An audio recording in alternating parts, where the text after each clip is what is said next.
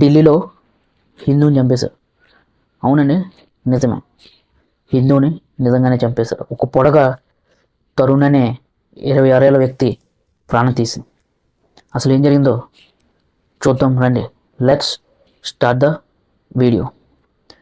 మార్చి 4న దేశమంతా హోలీ సంబరాలతో మునిగిపోయింది. అలాగే ఢిల్లీలో కూడా జేజేనగర్ కాలనీలో ఉత్తమ్ నగర్లో కూడా హోలీ సంబరాలు అంగరంగ వైభవంగా జరుగుతున్నాయి. ఒక 11 ఏళ్ల పాప 3వ అంతస్తులో తన కుటుంబంతో హోలీ సెలబ్రేషన్స్ చేసుకుంటుందండి. ఆ సమయంలోనే పొరపాటున ఒక వాటర్ బెలూన్ కింద వెళుతున్న ఒక ముస్లిం ఆమె మీద పడిందండి. ఆమె వెంటనే తన కుటుంబంతో సహా వీళ్ళ ఇంటికి వచ్చి గొడవ పెట్టడం జరిగింది. 2 కుటుంబాల మధ్యన ఆర్గ్యుమెంట్ పెద్దదవుతుంది.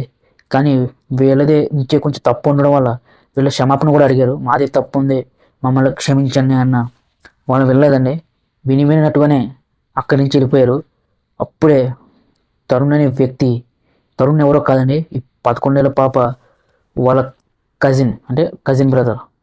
తను హోలీ సెలబ్రేషన్స్ ముగించుకొని ఇంటికి తిరిగి వస్తుండగా దారిలో సుమారు 15 నుంచి 20 మంది దాడి చేశారని. ఆ అటాక్లో తరుణ్కి చాలా తీవ్ర గాయాలైనాయి.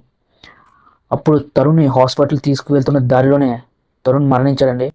పోయింది హిందూ అవడం వల్ల, చంపింది ముస్లిం అవడం వల్ల ఆ కాలనీలో చాలా అల్లర్లు చెలరేగాయండి. అప్పుడు పోలీసులు వెంటనే రంగంలోకి దిగి ఆర్ఏఎఫ్సి అండ్ సిఆర్ఎఫ్ను రంగంలోకి దిగించారండి. ఆర్ఏఎఫ్సి అంటే ర్యాపిడ్ యాక్షన్ ఫోర్స్. వెంటనే రంగంలోకి దించారు. అలాగే కేసుని దర్యాప్తు చేయడం కూడా మొదలుపెట్టారు. ఈ దర్యాప్తులో సుమారు 14 మందిని అదుపులోకి తీసుకున్నారు. వీరిలో 2 మైనర్లు, 3 ఆడవాళ్ళు కూడా ఉన్నారని తెలిసిందండి. అలాగే వీళ్ళ మీద BSN 103 మర్డర్ కేసుని ఫైల్ చేశారు. అలాగే SC/ST అత్యాచార కేసును కూడా నమోదు చేశారు. ఎందుకంటే తరుణ్ SC/ST క్యాస్ట్కి సంబంధించినవాడు. కానీ ఒక బుడగ పడడం వల్లే తరుణ్ చంపేశారని ఎవ్వరూ నమ్మడం లేదు. ఎందుకు అంటే గత 50 ఏళ్ళుగా ఈ 2 కుటుంబాల మధ్య గొడవలు జరుగుతూనే ఉన్నాయి. పార్కింగ్ విషయంలోనూ చిన్న చిన్న విషయంలోనూ కూడా గొడవలు జరుగుతూనే ఉన్నాయి.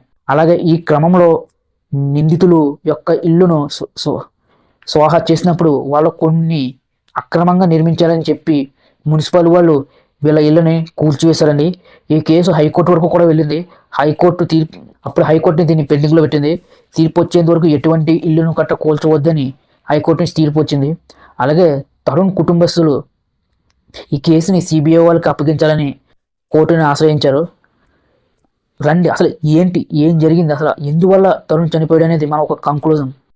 ఇక్కడ తరుణ్ చావుకు కారణం బుడగా, లేకపోతే ఒక మతమా, లేకపోతే కొంతమంది స్వార్థమా, పగ, ఏదేమైనా కానీ ఈ చావుని చాలామంది మతం పేరు చెప్పి యూస్ చేసుకుంటున్నారండి. ఎందుకంటే చనిపోయింది హిందూ అవడం, చంపింది ముస్లిం కమ్యూనిటీ చెందిన వాళ్ళు అవడం వలన దీన్ని హత్య కేసు కన్నా ఒక మత ప్రచారానికి ఎక్కువ ఉపయోగించుకున్నారండి. ఒక మతానికి రాజకీయానికి ముడిపెట్టి దీన్ని చాలామంది యూజ్ చేసుకుంటున్నారండి.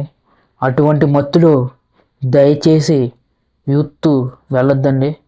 మతం చెప్పి జై శ్రీరామ్ అని, జై అదని ఇదని అస్సలు కొట్టుకోవద్దండి. మనకి మతం కన్నా దేశం ముఖ్యం అండి. ఆల్రెడీ మత్తులో ఇరాన్ దేశం ఎలా తగలబడిపోతుందో చూస్తున్నాం.